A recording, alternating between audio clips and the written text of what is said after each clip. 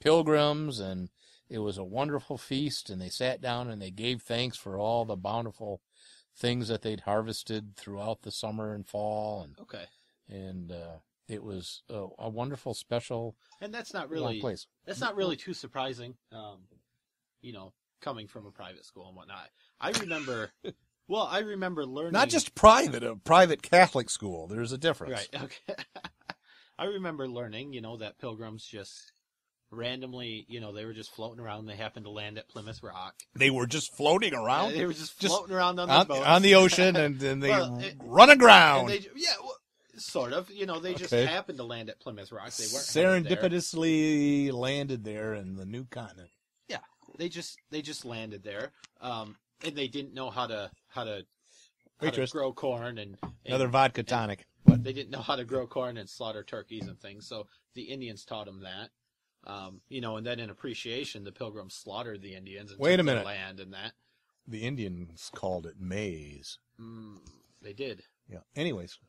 Yeah. They had squash. Yeah. Pumpkins, corn. And they survived because the Indians helped them. Taught them how to grow crops. This is what you do. What isn't told? A lot of those things were New World things. I mean, pumpkins, squash, and turkeys were not known in the Old World. Sure. Sure. What isn't known? What you don't really hear in school. The real story? Yeah, the real story, and we know this. William Bradford was, the leader of the Pilgrims, let's say, and he wrote in a diary and whatnot, a journal, I suppose. He wouldn't have a diary. He had one of those cute little keys to lock it up and pass it around. My Little Kitty on it. Yeah. Hello Kitty, you mean? That's what I meant. Yeah, it was My Little Kitty back in those days. My Little Pony. Back 50 years ago when the Pilgrims landed. Yes, you're right. Well, what they did when they landed is he basically divided up the land equally. Everybody got their plot of land. It was assigned, and they all, they were all expected to produce and get what they needed. Very much like communism. Much like Marxism, to each according to his need, from each according to his ability. And you made the point that Karl Marx came a bit after this, which... I don't think I ever made that point, but I'm not getting the difference between communism and Marxism, except that Marxism is a variation of communism.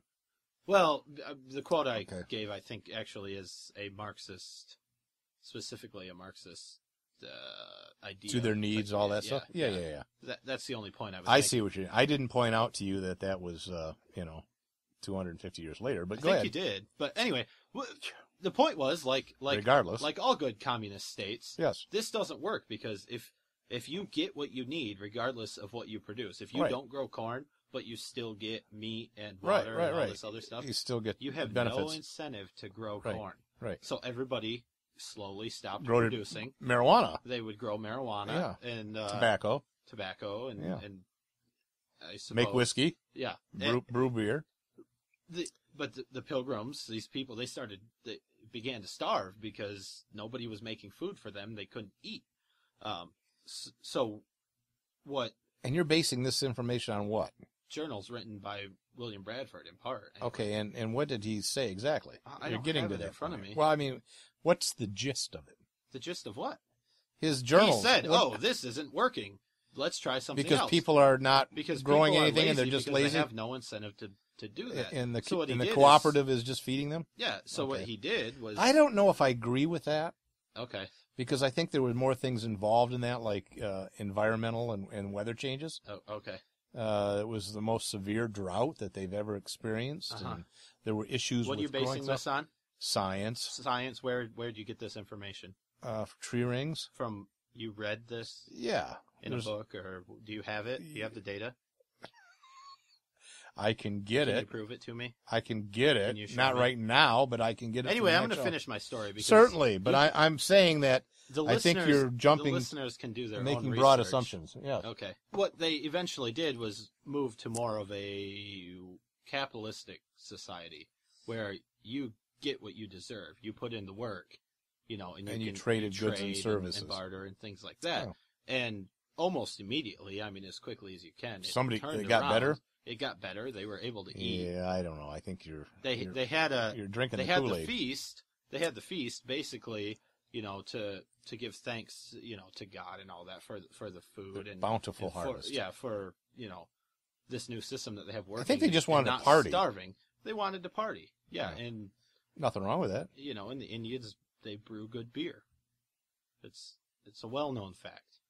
Actually, I have a whole interesting narrative I could give on why Americans are a whiskey and beer country and not a wine country, but it has to do with science and global warming and climate change.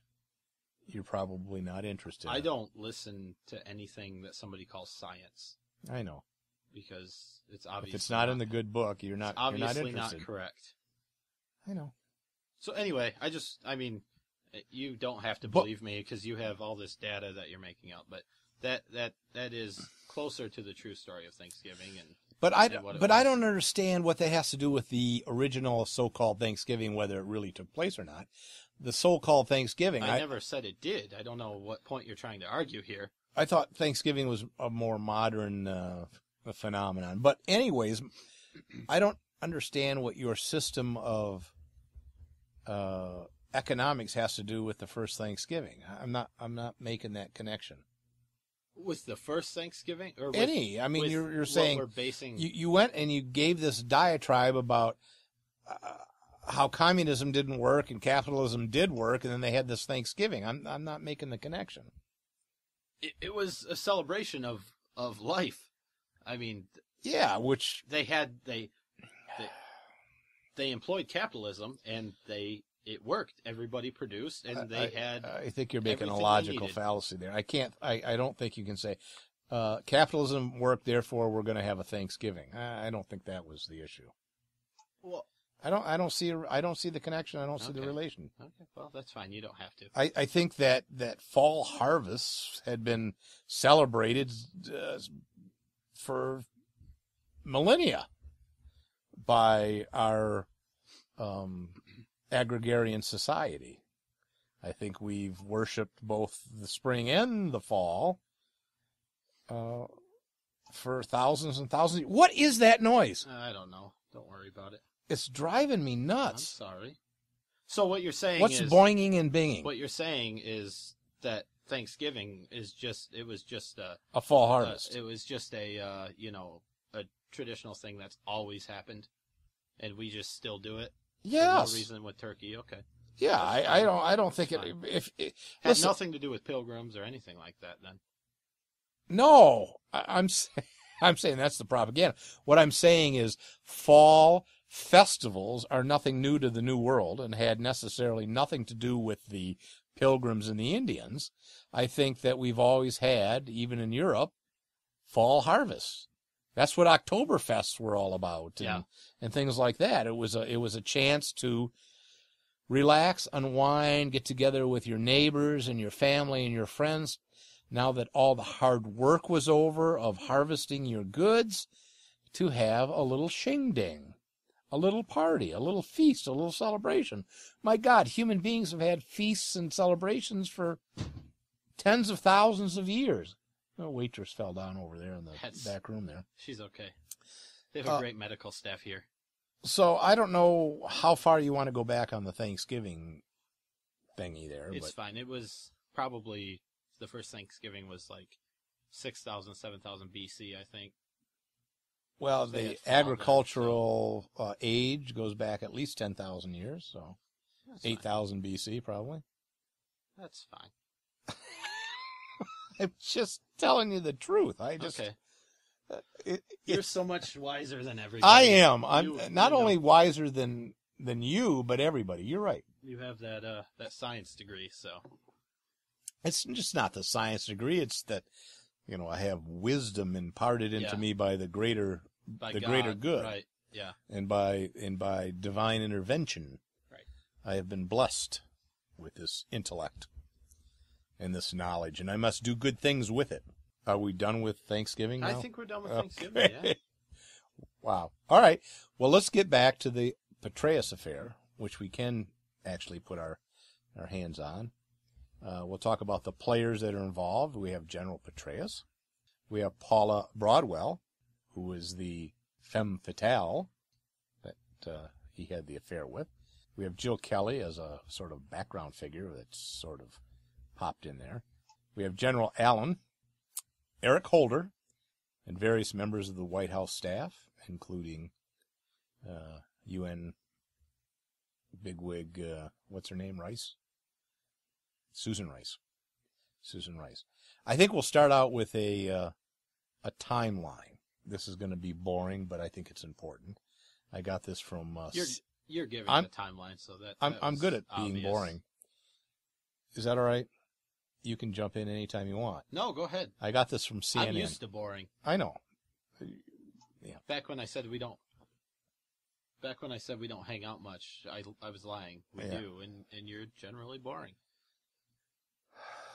I hate you so very, very much. I know. All right, we'll start with the spring of 2006. That was the first time that Paula meets General Patraeus when he speaks at Harvard, where she is a graduate student. January 2007, the Senate confirms Patraeus as the commanding general for U.S. troops in Iraq. Early spring of 2008, Broadwell, Paula, the femme fatale, begins her Ph.D. thesis on Patraeus' leadership skills. She's infatuated with the man. 2008, General John Allen begins his assignment as Deputy Commander of U.S. Central Command in Tampa, Florida, serving under Patraeus. October 2008, Patraeus is named Commander of CENTCOM, Central Command, based at MacDill Air Force Base near Tampa, where, you guessed it, Jill Kelly and her husband attend social events alongside the area's military elite. So 2008, Jill Kelly and Patraeus. That's their connection then. 2010, Patraeus becomes the top commander in Afghanistan. Allen is named as temporary CENTCOM commander, replacing Patraeus. Broadwell decides to turn her research into a book and visits Afghanistan multiple times. Now keep in mind, did you know this? That Paula Patraeus is a lieutenant colonel in the Army Reserves. Paula Broadwell. What did I say? Patraeus. Yeah, I'm sorry. Paula Broadwell. Almost close, yeah. He was already married. Maybe. They're not dead yet. Yeah, she's a lieutenant colonel in the Army Reserve. She has top secret clearance. Yeah, so she spent 6 years in active duty. I believe it was suspended, right? In military. Her security clearance was suspended. Now, yes. She decides to turn her research into a book, which a lot of PhD students do. She says, we had a relationship. I think she meant a intellectual, platonic. Collegiate relationship, not a physical relationship. Before I went as far as this dissertation was concerned, so it just took it to another level. 2011 in July, Allen succeeds Patraeus as the top commander in Afghanistan. Just a month later, Patraeus retires from the U.S. Army. In September of that same year, 2011, Patraeus is sworn in as a new director of the Central Intelligence Agency. Broadwell keeps in contact with Patraeus, is later invited to his office for events. That's September. October, November, Patraeus and Broadwell begin their affair. About 2 months after he takes over as the CIA director, according to a friend. Quote. January 2012, a few months later, Broadwell's biography, All In, The Education of General David Patraeus, is published. In May of 2012, General John Allen and other officers begin receiving anonymous emails. The emails bear the handle Kelly Patrol, or something similar, as quoted by an anonymous source. Kelly, who's 37, is an unpaid volunteer social liaison to Joint Special Operations Command based in Tampa. Okay, we're starting to see all of this stuff going on in Florida. Kelly and her husband have said that they have been friends with the Patraeus family for more than 5 years. In June of 2012, Kelly and her husband begin to get emails from an unknown source with 4 different email addresses used. Huh. You're an IT guy. Is that possible? 4 fake email addresses. Well, sure. Oh, okay. Some are directed at her husband. Kelly complains to an